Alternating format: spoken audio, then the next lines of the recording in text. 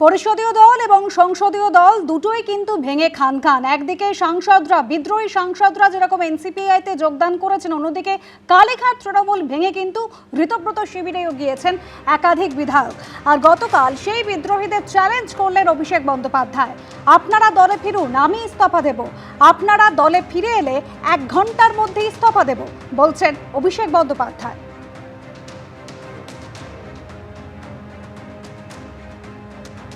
তারা যদি বলে যে দলের এই পারফরমেন্সের জন্য বা পরাজয়ের জন্য অভিষেক বন্দ্যোপাধ্যায় দায়ী হয়, তাহলে 24-এ যে তৃণমূল কংগ্রেস 29টা আসন পেয়েছে তার কৃতিত্বও আমার। যদি ডিসক্রেডিট আমার হয়, হারে, তাহলে জেতার সময় ক্রেডিটও আমার। আর যাদের আমাকে নিয়ে সমস্যা তাদেরকে অনুরোধ করব যে মানুষ বোকা নয়। আজকে 18 তারিখ, আপনি 19 তারিখ আসুন, 20 তারিখ আসুন, 21 তারিখ আসুন, যবে আসার আসুন, আজকে চলে আসুন। আপনারা ফিরে আসুন, আমি 1 ঘন্টার মধ্যে ইস্তফা দিয়ে দিচ্ছি। কেউ আসবে না।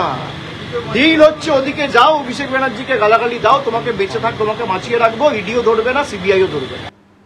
মদন মিত্র থেকে শুরু করে অনুব্রত মণ্ডল বা তাপস চট্টোপাধ্যায় বা সম্প্রতি মুখ খুলেছেন রাজীব বন্দ্যোপাধ্যায়, প্রত্যেকেরই নিশানায় কিন্তু অভিষেক বন্দ্যোপাধ্যায়। মদন মিত্র অভিষেক বন্দ্যোপাধ্যায়কে যেরকম হিটলারের সঙ্গে তুলনা করেছেন, একাধিক নেতা নেত্রীরা তারা বলেছেন অভিষেক বন্দ্যোপাধ্যায়ের জন্যই তারা দল ছেড়েছেন। আর অভিষেক বন্দ্যোপাধ্যায় তিনি পাল্টা মুখ খুলে এবার বলছেন যে আপনারা দলে ফিরে আসুন, 1 ঘন্টার মধ্যে ইস্তফা দেব। ঋতব্রত বন্দ্যোপাধ্যায় কি জানাচ্ছেন অভিষেক বন্দ্যোপাধ্যায়ের বক্তব্য নিয়ে শোনাবো। যে লুটেরারা চলে গেছে ভয়ে, তো সেই লুটেরাদেরই ফিরত আসতে বলছেন। প্রথম কথা, মন্তব্যটা স্ববিরোধী। গতকাল কি বলেছেন তাল রাখতে পারছেন না, মাথা ঠিক নেই। 2024-এ নির্বাচনের সব কৃতিত্ব যদি ওনার হয়, তাহলে 26-এও দায় মেনে নিয়ে এতদিনে পদত্যাগ করা উচিত ছিল। 4 মে যখন ওখানে হচ্ছে স্ট্যান্ডিং ওভেশন নিয়েছিলেন, 80 বছরের ওপরের যে এমএলএরা উঠে দাঁড়াতে হয়েছিল তাদের, আচ্ছা আপনার পিসি বলেছে স্ট্যান্ডিং ওভেশন দিতে, আপনার তো উচিত ছিল। ন্যূনতম লজ্জা যে নেই তার প্রমাণ হচ্ছে তখন স্ট্যান্ডিং ওভেশনটা নিয়েছিলেন। বার্ষিক যে বিপুল পরিমাণ সুদ, ব্যাংকের টাকা থেকে যে সুদ আসে, সেই সুদ কোথায়, কার জন্য খরচ হয়েছে? সেই সুদ কি সাধারণ কর্মীরা হচ্ছে তাদের জন্য খরচ হয়েছে? এমনি একটা 4 টাকার, প্রতি 4 টাকা স্পেন্ডিং এর 1 টাকা ওনার আকাশ ভ্রমণের জন্য ব্যবহার হয়েছে। ওনার প্রাইভেট ফ্লাইট কিনেছেন, হেলিকপ্টার কিনেছেন, টাকা দিয়েছেন পার্টির অ্যাকাউন্ট থেকে, তারপর আবার সেই কোম্পানিকেই হচ্ছে ভাড়া দিচ্ছেন পার্টির অ্যাকাউন্ট থেকে। মানি লন্ডারিং এর, মানি সাইফনিং এর নতুন ভিস্টা খুলেছেন। এটা তো আমরা জানতে চাই, আমাদের তো জানাতে হবে যে এই টাকা কিভাবে হচ্ছে খরচ হলো, কার জন্য খরচ হলো। ন্যূনতম লজ্জা থাকলে অবিলম্বে হচ্ছে পদত্যাগ করুন।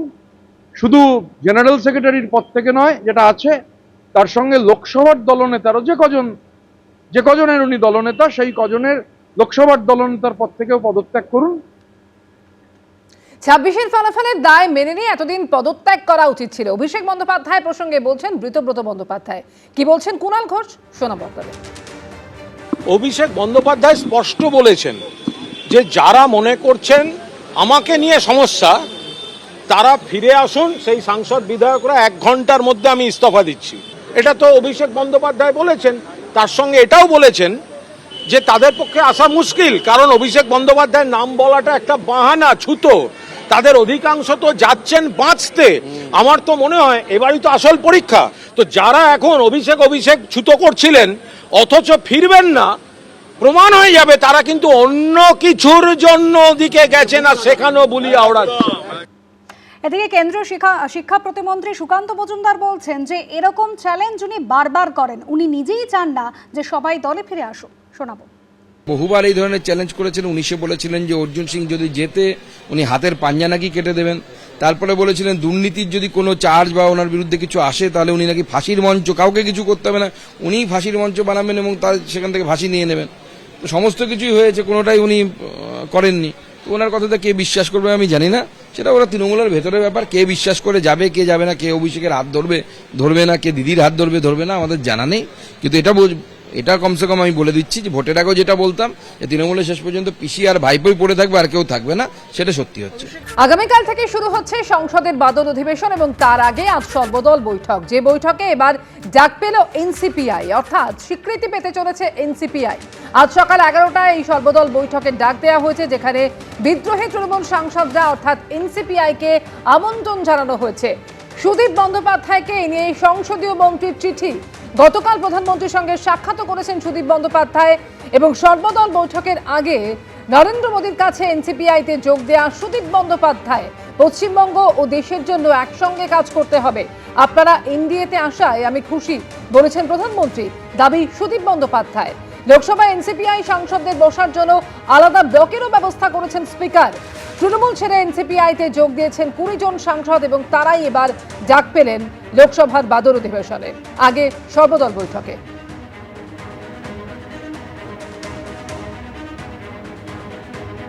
এটা একটা আলাদা পলিটিক্যাল ফরমেশন যদি হয়ে থাকে, মাননীয় স্পিকার যদি মান্যতা দিয়ে থাকেন, আমি আপনাদের থেকেই শুনছি। এটা লোকসভার ব্যাপার, কি হয়েছে জেনে জানবার চেষ্টা করব। কিন্তু এনসিপিআই এর সঙ্গে আমাদের তো কোনো সরাসরি সম্পর্ক নেই, কোনো যোগাযোগ নেই। মানে ব্যক্তিগত যোগাযোগ থাকতে পারে, রাজনৈতিক যোগাযোগ নেই। তো এটা পার্লামেন্টে মাননীয় স্পিকার যদি কোনো সিদ্ধান্ত নিয়ে থাকেন, মিটিংয়ে যদি ওরা ডাক পান, সেটা স্পিকার যেরকম মনে করেছেন সেরকম করেছেন। সীমান্ত এলাকায় বিএসএফকে দ্রুত ফেন্সিং এর কাজ শেষ করতে হবে। উপদ্রুত এলাকায় চাই ত্রিস্তরীয় ফেন্সিং, প্রয়োজনে আরও আধুনিক যন্ত্র আনতে হবে। সূত্রের খবর, অনুপ্রবেশ ঠেকাতে উত্তরকন্যার বৈঠকে এই সমস্ত নির্দেশ দিয়েছেন কেন্দ্রীয় স্বরাষ্ট্রমন্ত্রী অমিত শাহ। উঠে এসেছে চিকেন নেকের নিরাপত্তার প্রসঙ্গ। অনুপ্রবেশ ঠেকানো মোদী সরকারের কাছে অন্যতম চ্যালেঞ্জ। পশ্চিমবঙ্গে ভোটের আগে এই কথা বারবার বলে এসেছেন বিজেপির নেতারা। हमारी सरकार घुसपैठ के प्रति जीरो टॉलरेंस की नीति से आगे बढ़ेगी। मैं पश्चिम बंगाल की जनता को भरोसा दिलाना चाहता हूं, एक बार पूर्ण बहुमत की भारतीय जनता पार्टी की सरकार बनाइए। हम डिटेक्ट, डिलीट और डिपोर्ट ये पॉलिसी के तहत चुन चुन कर एक एक घुसपैठियों को बंगाल के बाहर निकालने का काम करेंगे। আর পশ্চিমবঙ্গে বিজেপি সরকার ক্ষমতায় আসতেই এবার রাজ্যে এসে সীমান্তবর্তী নানান সমস্যা নিয়ে বৈঠক করলেন কেন্দ্রীয় স্বরাষ্ট্রমন্ত্রী অমিত শাহ। সেখানে চিকেন স্নেকের পাশাপাশি আলোচনা হলো ত্রিস্তরীয় ফেন্সিং নিয়েও।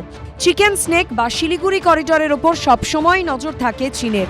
আবার বাংলাদেশে মোহাম্মদ ইউনূসের নেতৃত্বে যখন কট্টর ভারত বিরোধিতা শুরু হয়, তখন ছাত্র নেতা থেকে শুরু করে কট্টরপন্থী নেতাদের মুখে শোনা গেছে চিকেন স্নেককে আলাদা করার হুমকি। আমরা 7 সিস্টারকে বলে দেব, চায়নাকে বলে দেব, চিকেন নেক বন্ধ করে দাও। ফলে স্বাভাবিকভাবেই চিকেন স্নেকের নিরাপত্তা বাড়ানোর দিকেও নজর দিতে হয়েছে মোদী সরকারকে। এদিন উত্তরকন্যার বৈঠকে যে বিষয়টি বিশেষভাবে গুরুত্ব দেওয়া হয়। সূত্রের খবর, চিকেন স্নেককে কেন্দ্র করে পরিকাঠামো বাড়াতে অতিরিক্ত জমির প্রয়োজন জানিয়েছে এসএসবি আইটিবিপি। পশ্চিমবঙ্গে বাড়তে পারে সেনা ছাউনির সংখ্যা, সেই ইঙ্গিতও দেওয়া হয়েছে এই বৈঠকে। ভারতবর্ষের চিকেন নেক নিয়ে অবাঞ্ছিত হুঁশিয়ারি কটাক্ষ উড়ে এসেছে প্রায়শই। তাই চিকেন নেক নিয়ে বাড়তি সতর্কতা। চিকেন নেকের সুরক্ষা জাতীয় নিরাপত্তার জন্য প্রয়োজন। সেই চিকেন নেক নিয়ে চিকেন নেকের অদূরে বসেই উত্তরকন্যায় কেন্দ্র ও রাজ্যের বিভিন্ন সংস্থার সঙ্গে বৈঠক করলেন দেশের স্বরাষ্ট্রমন্ত্রী অমিত শাহ। চিকেন নেকের ক্ষেত্রে এসএসবি এবং আইটিবিপি তারা জমি চাইছেন। এখন এই চিকেন নেকটা বরাবরই একটা খুব সেন্সিটিভ লোকেশন, সরু জায়গাটা, কিন্তু কারোর হিম্মত হয়নি এটাকে কেটে দেবো। এয়ারফোর্স এটা খুব লিডিং রোল এখানে প্লে করবে, যে বাগডোগরা থেকে হোক, এই সব জায়গা থেকে যে এয়ার ফরমেশন আমাদের আছে সেটা বড়ভাবে এই জায়গাটাকে সার্ভেলেন্সে রাখবে। উত্তরকন্যায় অমিত শাহর সঙ্গে বৈঠকে মুখ্যমন্ত্রী শুভেন্দু অধিকারী ছাড়াও উপস্থিত ছিলেন বিএসএফ এবং এনআইএ ডিজি, রাজ্যের মুখ্য সচিব, স্বরাষ্ট্র সচিব, আইজি উত্তরবঙ্গ এবং অন্যান্যরা। ক্ষমতায় এসে ইতিমধ্যেই সীমান্তে কাঁটাতার বসানোর জন্য বিএসএফকে বিপুল পরিমাণ জমি হস্তান্তর করেছে বিজেপি সরকার। সেই ফেন্সিং এর কাজ যাতে দ্রুত শেষ করা যায়, এদিনের বৈঠকে সেই বিষয়ের উপরই জোর দেওয়া হয়েছে। সূত্রের খবর, সেই বৈঠকে অবৈধ অনুপ্রবেশকারীদের বিষয়ে জিরো টলারেন্স নীতির কথা বলেছেন অমিত শাহ। কেন্দ্রীয় স্বরাষ্ট্রমন্ত্রী নির্দেশ, সীমান্ত এলাকায় বিএসএফকে দ্রুত ফেন্সিং এর কাজ শেষ করতে হবে। এর জন্য প্রয়োজনে আরও আধুনিক যন্ত্র আনতে হবে। উপদ্রুত এলাকায় চাই ত্রিস্তরীয় ফেন্সিং। অবৈধভাবে যারা অনুপ্রবেশ করেছেন তাদের চিহ্নিত করতে হবে। তাদেরকে চিহ্নিত করে অবিলম্বে ফেরত পাঠাতে হবে। সীমান্তবর্তী এলাকায় কোনো অবৈধ জমায়েত দেখলে পুলিশ এবং বিএসএফ যৌথভাবে সেই অবৈধ জমায়েত সরাবে। যে অনুপ্রবেশকারীরা গত কয়েক মাস ধরে, কয়েক বছর ধরে এই পশ্চিমবঙ্গে রয়েছেন, তাদের ক্ষেত্রে ডিটেক্ট অ্যান্ড ডিপোর্ট নীতি কার্যকর করতে হবে এবং সেক্ষেত্রে সীমান্তবর্তী এলাকায় স্থানীয় মানুষের সঙ্গে স্থানীয় প্রশাসনের সঙ্গে নিরবিচ্ছিন্ন সম্পর্ক গড়ে তুলতে হবে বিএসএফ এসএসবিকে, এমনটাই জানিয়ে দিলেন কেন্দ্রীয় স্বরাষ্ট্রমন্ত্রী অমিত শাহ। এখানে ডিফেন্স নিয়ে কোনো কাজ হবে না, অফেন্সিভ ফর্মেশন আমাদের, offensive defence is the best defence. তো একটা বড়োভাবে রিহ্যাবিলিটেশন করা দরকার। ডেমোগ্রাফিক আমাদের ডেমোগ্রাফিটা ওখানে দেখা উচিত এবং আমাদেরকে সেইভাবে একটা রিহ্যাবিলিটেশন করা দরকার যেখানে আমরা আমাদের যাদের উপরে আমরা ভরসা করি তাদেরকে যেন ওখানে ডিপ্লয় করা হয়। উত্তরকন্যায় বৈঠকের পাশাপাশি এদিন ফুলবাড়ির জুমাগাছে বিএসএফ এর উত্তরবঙ্গ ফ্রন্টিয়ারের ক্যাম্পে যান কেন্দ্রীয় স্বরাষ্ট্রমন্ত্রী। সেই ছবি সোশ্যাল মিডিয়ায় পোস্ট করে অমিত শাহ লিখেছেন, শিলিগুড়ি করিডর যা পূর্ববর্তী সরকারগুলোর আমলে অনুপ্রবেশের করিডরে পরিণত হয়েছিল, এখন একটি সুরক্ষিত সীমান্তের সমার্থক হয়ে উঠছে। মোদী সরকার শুধু সীমান্তে ওয়াচ টাওয়ারের সংখ্যাই বাড়ায়নি, বরং সেগুলিকে অত্যাধুনিক প্রযুক্তিতে সজ্জিত করে সীমান্ত নিরাপত্তাকে আরও শক্তিশালী এবং দুর্ভেদ্য করে তুলেছে। সীমান্তবর্তী সমস্যা নিয়ে আলোচনার পাশাপাশি এদিন রাজ্যে বিএনএসএ প্রয়োগ এবং গুন্ডা দমন আইনের বাস্তবায়ন নিয়েও বৈঠক করেন অমিত শাহ। শিবাশিস মৌলিক, হিন্দোল দে ও সুদীপ্ত আচার্য রিপোর্ট, এবিপি আনন্দ। আপনার আমার দান করা রক্ত মোটা টাকায় পাচার হচ্ছে ভিন রাজ্যে। স্বাস্থ্য দপ্তরের তদন্তে উঠে এলো চাঞ্চল্যকর তথ্য। একটি ব্লাড ব্যাংকে আপাতত কাজ বন্ধ রাখার নির্দেশ দেওয়া হয়েছে। বেআইনি রক্ত কারবারের সঙ্গে জড়িত ব্লাড ব্যাংকগুলির লাইসেন্স পাকাপাকিভাবে বাতিল করার সুপারিশ করে স্বাস্থ্যমন্ত্রীর কাছে ফাইল পাঠিয়েছে তদন্ত কমিটি। রক্তের স্টক মেলাতে গিয়ে চোখ কপালে উঠেছে স্বাস্থ্যকর্তাদের। ভিন রাজ্যে 4,15,00,000 টাকার বিক্রি করা হয়েছে এফএফপি বা ফ্রেশ ফ্রোজেন প্লাজমা। সরকারকে অন্ধকারে রেখে বেসরকারি ব্লাড ব্যাংক থেকে কোটি কোটি টাকায় ভিন রাজ্যে পাচার হয়ে যাচ্ছে রক্ত এবং প্লাজমা। স্বাস্থ্য দপ্তরের তদন্তে উঠে এলো এমনই চাঞ্চল্যকর তথ্য। অথচ প্রয়োজনের সময় জীবনদায়ী রক্ত পাচ্ছেন না রোগীরা। সরকারি হোক বা বেসরকারি, ব্লাড ব্যাংকে গেলেই শোনা যাচ্ছে একটাই কথা, ডোনার আনলে তবেই মিলবে রক্ত। ব্লাড ব্যাংকে কি বললো আপনাদের? রক্তদাতা পাঠান লেখা আছে এখানে। তা কেন, মানে কারণ কিছু বলছে? কারণ কিছু বলেনি আমাদেরকে, খালি স্ট্যাম্প মেরে দিয়েছে, এটাই বাস। আপনার কি খুব রেয়ার কোনো গ্রুপের রক্ত দরকার? না, এ পজিটিভ। লিভারের পাশে ইনফেকশন হয়েছে, ওই ইনফেকশনের জন্য আমি শ্রীরামপুর ওয়ালসে ভর্তি ছিল, ওখান থেকে এইখানে রেফার করেছে। ভেতরে গেলাম, গিয়ে বললো আপনার এতে হবে না, আপনার ডোনার লাগবে, কার্ডে হবে না। আমার ক্রেডিট কার্ড, আমার তো ব্লাড দরকার। তো এখন বর্তমানে ডাক্তারবাবু একটা বলেছে, হাসপাতাল বলছে কার্ডে হবে না, ডোনার আনতে হবে, তাহলে হবে। স্বাস্থ্য দপ্তর সূত্রে খবর, রক্ত পাচারের এই বেআইনি কারবারে সামিল রাজ্যের অন্তত 7টি বেসরকারি ব্লাড ব্যাংক। তার মধ্যে 4টি বেসরকারি ব্লাড ব্যাংকের বেআইনি রক্ত ব্যবসার যাবতীয় নথি বাজেয়াপ্ত করা হয়েছে। স্বাস্থ্য দপ্তর সূত্রে খবর, গত 23শে জুন দক্ষিণ কলকাতার পদ্মপুকুরের হেলথ পয়েন্ট ব্লাড ব্যাংকের রক্তের স্টক মেলাতে গিয়েই প্রথম নজরে আসে এই অনিয়ম। দেখা যায় শুধুমাত্র চলতি বছরের প্রথম 6 মাসেই ভিন রাজ্যে বিভিন্ন ব্লাড ব্যাংকে প্রায় 6 কোটি টাকার লোহিত কণিকা এবং প্লাজমা বিক্রি করেছে দক্ষিণ কলকাতার এই ব্লাড ব্যাংক। এর মধ্যে পিআরবিসি অর্থাৎ লোহিত রক্তকণিকা বিক্রি হয়েছে 22,314 ইউনিট বা 7,800 লিটার, যার বিক্রয় মূল্য 1,68,95,700 টাকা। এছাড়াও 3টি বহুজাতিক সংস্থাকে 4,15,18,623 টাকায় বিক্রি করা হয়েছে 31,190 ইউনিট বা 6,300 litre plasma. Health point blood ব্যাংককে আপাতত কাজ বন্ধ রাখার নির্দেশ দেওয়া হয়েছে। বাকিদের বিরুদ্ধেও ধাপে ধাপে ব্যবস্থা নেওয়া হবে বলেই খবর স্বাস্থ্য ভবন সূত্রে। পাচার না, এটা আপনি যেটা বলছেন পাচার, এটা পাচার না, এটা সব ব্লাড ব্যাংকই করে, বুঝতে পেরেছেন? একা আমি নই, যত প্রাইভেট ব্লাড ব্যাংক আছে সবাই করে, কিন্তু কি হয়েছে না হয়েছে সেটা আমি আপনাকে বলতে পারবো না। সেটা আপনি স্বাস্থ্য দপ্তরে গিয়ে জানুন। হ্যাঁ, সেটা তাহলে বলেছে, তাহলে আপনি ওখানে আমার এখানে কি করতে এসছেন? কোনো নোটিশ, কোনো চিঠি কিচ্ছু আসেনি, ক্যাম্প বন্ধ, এটা এইটুকুই জানি। সূত্রের খবর, প্লাজমা বিক্রি হয়েছে হায়দ্রাবাদ এবং মুম্বাইতে, লোহিত রক্তকণিকা বিক্রি হয়েছে বিহারের পাটনা, নওয়াদা, সিওয়ান, মুজফ্ফরপুর, বেগুসরাই, মতিহারি, উত্তরপ্রদেশের বারাণসী, বলরামপুর এবং ঝাড়খণ্ডের বেসরকারি ব্লাড ব্যাংকে।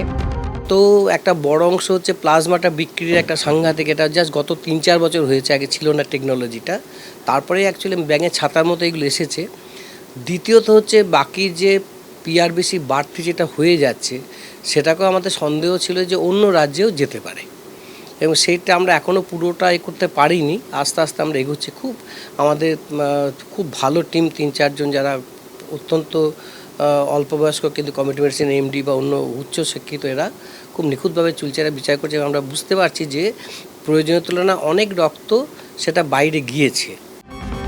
স্বাস্থ্য দপ্তরের দাবি, রক্তের ব্লাড ট্রান্সফার বা একসঙ্গে বিপুল পরিমাণ রক্ত সরবরাহের ক্ষেত্রে কেন্দ্রীয় স্বাস্থ্য মন্ত্রকের সুনির্দিষ্ট গাইডলাইন রয়েছে। এই গাইডলাইনে বলা হয়েছে এক রাজ্য থেকে অন্য রাজ্যে রক্ত এবং রক্তের উপাদান বাল্ক ট্রান্সফার করতে হলে নিয়ামক সংস্থা এসবিটিসি এবং এনবিটিসির অনুমতি নিতে হবে।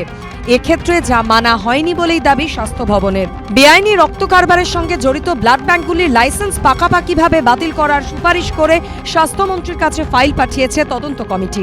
সন্দীপ সরকারের রিপোর্ট, এবিপি আনন্দ, কলকাতা। বুলডোজারে গুঁড়িয়ে দেওয়া হলো অভিষেক বন্দ্যোপাধ্যায়ের আমতলার অফিস। দক্ষিণ 24 পরগনা জেলা পরিষদের দাবি, ডায়মন্ড হারবারে তৃণমূল সাংসদের কার্যালয়টি অবৈধভাবে তৈরি। জোড়া নোটিশের পরেও কেউ শুনানিতে হাজির না হওয়ায় করা হলো বুলডোজার অ্যাকশন।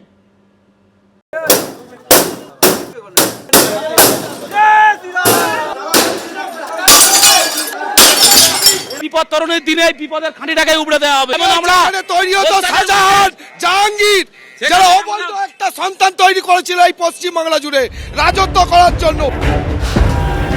শনিবারের বারবেলায় অভিষেক বন্দ্যোপাধ্যায়ের অফিসে চলল বুলডোজার। তিনটি জেসিবি দিয়ে ডায়মন্ড হারবারের তৃণমূল সাংসদের কার্যালয়ের এক একটি অংশ ভেঙে গুঁড়িয়ে দেওয়া হলো।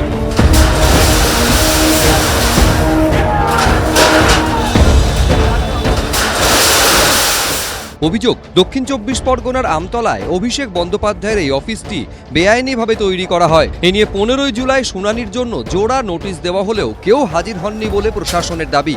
যে এই হচ্ছে দুটি নোটিশ দেখো, একটা হচ্ছে 30/6/2026, একটা হচ্ছে 7/7/2026 এবং সেই নোটিশে স্পষ্ট করে এখানে লেখা রয়েছে, যেটা নোটিশটা দেওয়া রয়েছে হিয়ারিং নোটিশ, এবং সেখানে Amit Bandyopadhyay, director Leaps and Bounds private limited, এবং ওনাকে উদ্দেশ্য করে এই নোটিশ এবং হিয়ারিং নোটিশ, এবং সেখানে বলা হচ্ছে এই ঠিকানার কথা উল্লেখ করে প্লট নাম্বার করে 509, 512 এই প্লট নাম্বার, খতিয়ান নাম্বার দিয়ে বলা হচ্ছে যে 15/7/2026 দুপুর 2টোয় হিয়ারিংয়ের জন্য ডাকা হচ্ছে। এরপরই শনিবার বেআইনি নির্মাণ ভাঙতে বুলডোজার দিয়ে শুরু হয় অ্যাকশন। অভিষেক বন্দ্যোপাধ্যায় সাংসদ কার্যালয় ডায়মন্ড হারবারে এই যে 5তলা কার্যালয় রয়েছে, সেই কার্যালয়তে সম্পূর্ণ বন্ধ অবস্থাতে ছিল কার্যালয় নির্বাচনে ফল ঘোষণার পর থেকে, এবং সেই কার্যালয় আজকে সকাল থেকে পুলিশের অ্যাকশন দেখতে পাই আমরা। এবং কিছুক্ষণ আগেও আমরা বলছিলাম যে বিষয়টা জেলা প্রশাসন জানাচ্ছিলেন, তাদের সিদ্ধান্তের কথা কিছুক্ষণের মধ্যে জানাবে। তারা জানিয়েছেন যে এই কার্যালয় যে নির্মাণ হয়েছিল সেই নির্মাণ বেআইনিভাবে হয়েছিল, কোনো রকমভাবে প্ল্যান ছিল না বলে প্রশাসনের দাবি। এখানে যে অবৈধভাবে যে বিল্ডিংটা লিপস অ্যান্ড বাউন্সের নামে করেছেন, কোনো কিছু পারমিশন নেই, যে অবৈধভাবে বিল্ডিং করেছেন, 5তলা বিল্ডিং লিপস অ্যান্ড বাউন্সের নামে যেটা ছিল সেইটাকে ভাঙার জন্য প্রশাসন ডিস্ট্রিক্ট ম্যাজিস্ট্রেট নির্দেশ দিয়েছেন। শনিবার অভিষেক বন্দ্যোপাধ্যায়ের আমতলার অফিস ভাঙা শুরু হতেই উচ্ছ্বাসে ফেটে পড়েন এলাকার বিজেপি কর্মীদের একাংশ।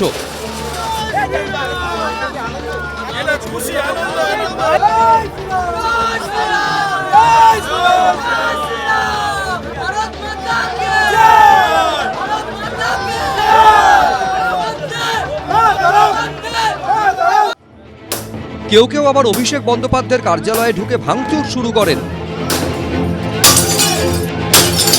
স্থানীয়রা কয়েকজন, তারা হচ্ছেন একেবারে বিজেপি কর্মীরা, তারা হচ্ছে হাতুড়ি নিয়ে এসে এই মুহূর্তে অভিষেক বন্দ্যোপাধ্যায় কার্যালয় তারা ভাঙতে শুরু করেছে। মানুষকে যা জ্বালিয়েছে, মানুষের যা অত্যাচার করেছে সেই ক্ষোভে।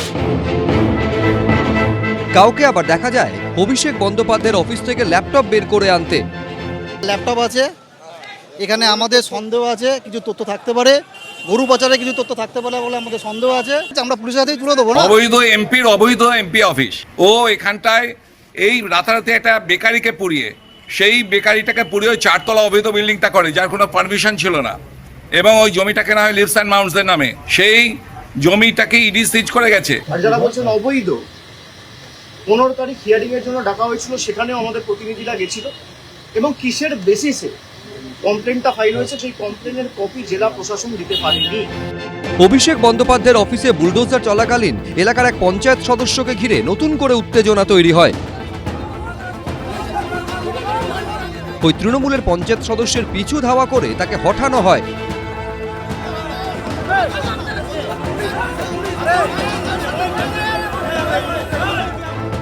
এর আগে বেআইনি নির্মাণের অভিযোগে অভিষেক বন্দ্যোপাধ্যায়ের কোম্পানি ও আত্মীয় স্বজনকে কলকাতা পুরসভার বিল্ডিং বিভাগের তরফে পাঠানো হয় 17টি নোটিশ। সম্পত্তির চরিত্র বদলের অভিযোগে কালীঘাট রোডের একটি সম্পত্তিতেও নোটিশ দেয় পুরসভার অ্যাসেসমেন্ট বিভাগ। এবার সেই একই বেআইনি নির্মাণের অভিযোগে ভাঙা হলো অভিষেক বন্দ্যোপাধ্যায়ের সাংসদ কার্যালয়। পার্থপ্রতিম ঘোষ, এবিপি আনন্দ। এবিপি আনন্দ, এগিয়ে থাকে, এগিয়ে রাখে।